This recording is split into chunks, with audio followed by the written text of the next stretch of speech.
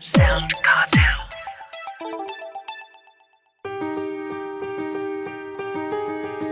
From SoundCartel, I'm Nicole Goodman, and this is Business Essentials Daily.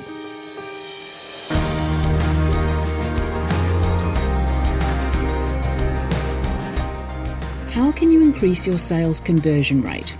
Well, sales and business strategist Maree Kirkpatrick shares with Chris Ashmore her 5 steps to convert more clients with connected conversations. And the first one, she says, is understanding your client. What it is that they're looking for, where they've been in the past, what experiences they've had, what's worked, what hasn't worked, and really diving deep into what is it that they're really looking for. Not like that surface level stuff, diving deep and really understanding their needs, their wants, their desires, their fears, all of that sort of stuff. And so if you nail that part's probably 80% of your sale. And so if you nail that, 90% of the time you'll end up converting it if that's the only thing you end up doing really well in that sales process. But you've really got to uncover your client's needs, wants, and desires. And that is done by asking a whole heap of really great quality questions and not stopping asking questions until you're so clear that you know exactly what they're looking for and how you can help them. Right. Is that because you may have an assumption of what they want, but until you ask the questions, you really get to the nub of exactly what their needs are? Absolutely. And I think the longer we're in business and the better we know our ideal clients, the more we assume things. And our clients never want to feel like we're just another number. They want to know that their situation is unique and that you understand it. And so if you don't really dig in deep like that and you assume what it is that they think that they need, there's a resistance or a potential block when it comes to people buying from you. So never assume, always get them to talk through. There's also a psychology behind the sales process and things like that. And so the more people can articulate what it is that they're looking for, the easier it is for them to make a decision to work with you. Once you get that understanding, that then leads to pricing and packages. Isn't that something that's kind of set and forget? It can be. However, you want to make sure that your packages and your prices are tailored. That doesn't mean necessarily changing every time someone asks you for a specific product or service.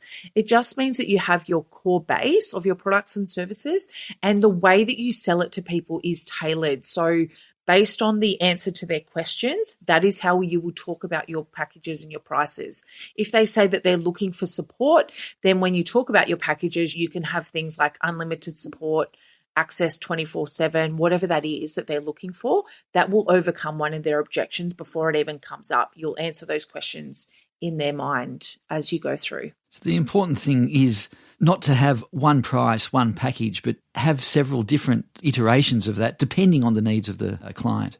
Absolutely. I'm sure we've all walked into GB Hi-Fi or places that sell TVs. There's never just one TV. They line them up, they compare them, they have the same picture, and you can really see the different qualities. As humans, we love the idea of choice, but not too many choices. So I always recommend to have 2 or 3 packages and pricing options.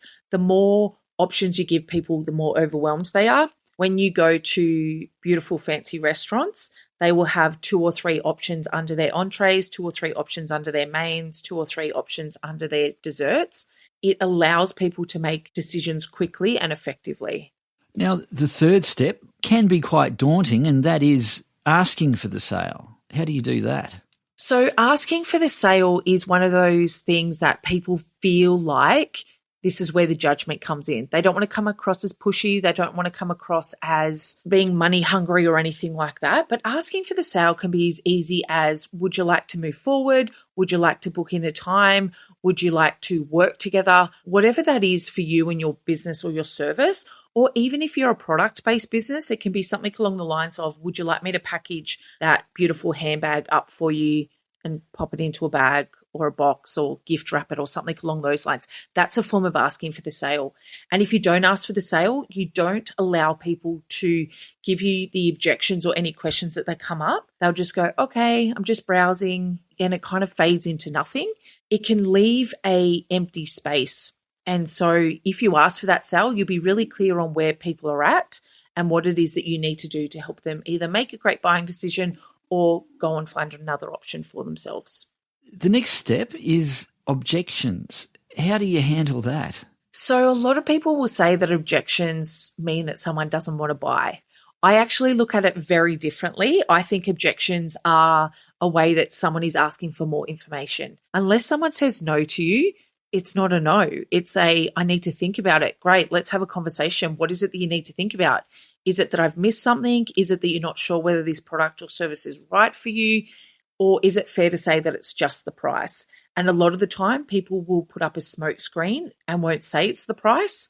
But as someone that's highly trained in sales, it's so good to ask whether it is the price, because there's ways you can work around that. Maybe you can offer them a smaller package. Maybe you can reduce a few things. There's always ways around it. If you offer discounts, that's totally up to you. But keep working through those objections and help them make that decision with you rather than them going away and thinking about it without you.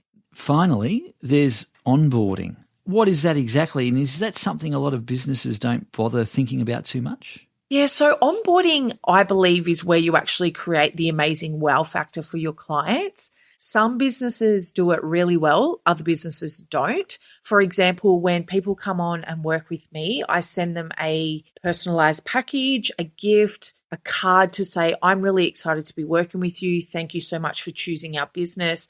Just creating that beautiful experience for them. Because it's once someone has started working with you that then their referrals and their word of mouth and all that sort of stuff kicks in. That's when they go and talk to their friends about, hey, I've just started working with this awesome sales strategist, Maree, and this is what we've been doing so far. So you want to make sure that that onboarding process is seamless. It also allows you to reduce buyer's remorse if that ever kicks in for people where they go, oh, I've just spent a lot of money. I don't know if it's the right decision. Having your beautiful onboarding process can really reduce that and make the transition and the expectations for your clients to be a much better overall experience. So always make sure you've got an onboarding process. That was sales and business strategist Maree Kirkpatrick.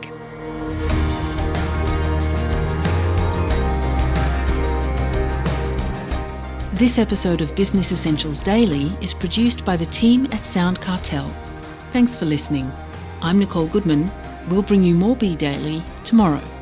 Follow at BE Daily Podcast across social media and head to bedaily.com.au for more from the Business Essentials Daily podcast. SoundCartel.